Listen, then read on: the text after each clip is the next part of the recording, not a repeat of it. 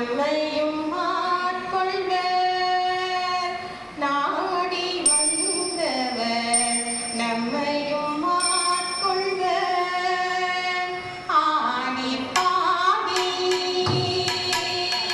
ஆடி பாடி அண்ணாமலை கை தொழ ஆடி பாடி அண்ணாமலை கை தொழ ஓடி போம் நமருள் வினைகளே ஓடி போம் நமருள் வினைகளே.